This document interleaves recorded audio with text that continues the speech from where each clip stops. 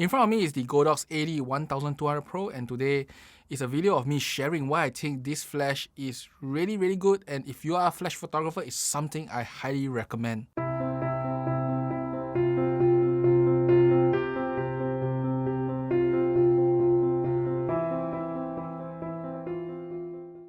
I'm Richard and welcome to Zappy Productions. This is the Godox AD1200 Pro, a 1200 watt flash that can be used outdoor because it is battery powered.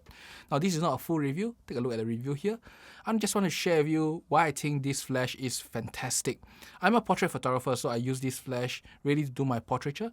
And the first thing that I really like about this flash is that you can now use this flash outdoors with large modifiers using high-speed sync and still be brighter than a cloudy day easily and even brighter than the sun at times. Now if you take a look at this behind the scenes shot, this is a relatively bright cloudy day and I still am able to achieve the shot with the subject brighter than the background. And you must see my modifier is a 1.5 meter reverse umbrella with a diffuser in front and it's placed almost 3 meters away. Why did I place so far? It's because I want to do both landscapes and portraits of the subject itself. Without such a power, you won't be able to achieve it because in that shoot itself, I was shooting at half power.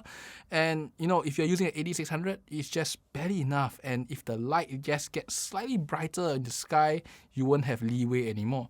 So a 1200 watt flash opens you such a possibility. And if you just put the flash slightly closer, you can easily overpower even sunlight. Now the next thing about a 1200 watt flash is that you can recreate a sun over a larger area. Now the thing is that you can recreate a sun with much smaller flashes, but the thing is you have to put relatively close and you can probably only shine a very small area to recreate that very harsh sunlight.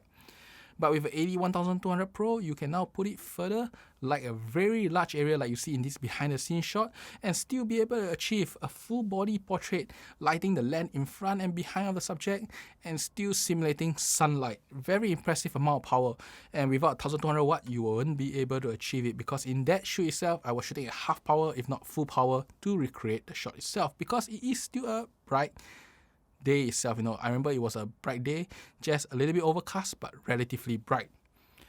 And the last thing I want to talk about is that a 1200 watt flash is not just about 1200 watt. Such a flash, if you just lower the power to a quarter, it becomes a very fast flash. At a quarter of a power, this flash runs over 1200, 1 over 1200 in terms of speed. So why is speed important? If you want to freeze things like your clothes, like hair, or just making sure that when the model spins, it is a sharp shot. While still maintaining f8 or f11 using a large modifier, you need power and you need speed. Now, most flashes of modern day design at full power, they are just not fast enough. They'll be like 1/200 speed, 1/250, or even at most 1/300 speed. The only way to get something faster is use something like the ELB 1200 watt, if I'm not wrong, and with a speed head, which is a very different design in flash. But I can tell you that most modern flash that have HSS and TTL at full power is very slow.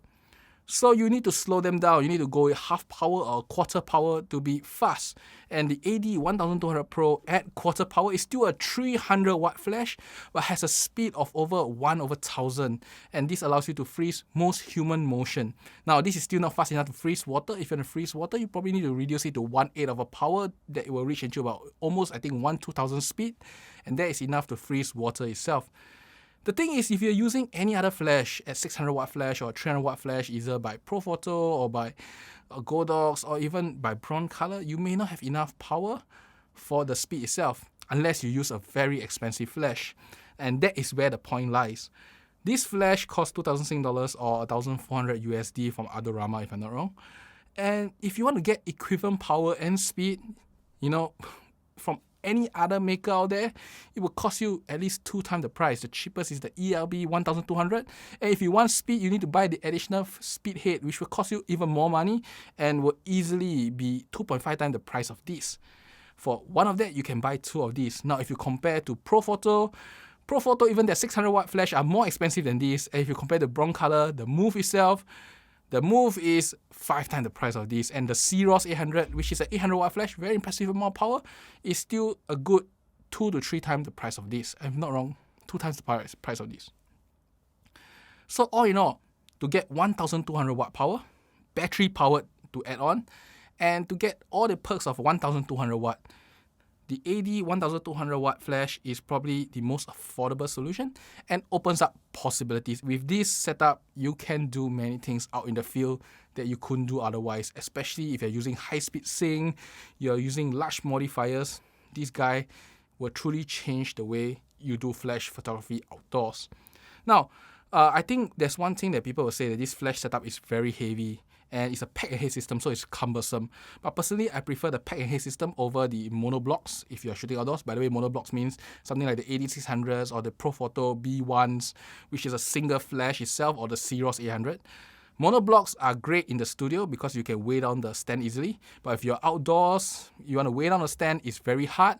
And if you put on a modifier with such a big and heavy monoblock, you have to use significant amount of counterweight. If not, a slight wind can really crash your light to the ground. While with a pack and head system, the head is easily less than half the weight of AD600, and with a modifier, it's still lighter than the AD600. And you can then use the pack as the counterweight and allow you to weigh your stand down without, carrying anything extra. So personally, yes, this flash is heavy, but the pack and head system allows me to really deploy a very stable, high power flash outdoor without much problem. And I personally prefer this over the AD1200 Pro or the Sennheiser 800 because those things are dangerous to put outdoors and it's hard to weigh down because of their weight on the head itself. And that's about it for today. If you are looking to improve, or should I say, push your flash photography further, I assume that you know the basics of flash photography. If you want to push it further, the AD1200 Pro definitely gives you the ability to push it further. Now, whether can you do it or not is your own personal skill and exploration, but definitely this flash can change the way you do flash photography, especially outdoors. I highly recommend this because it's relatively affordable for a high power flash and definitely gets the job done. That's why for today. I hope you enjoy this short little review come tutorial and my thoughts, everything together. Because I think this is something that really can improve your photography if you know how to use it, especially outdoors. I hope you enjoy this and I'll see you next time. Bye bye.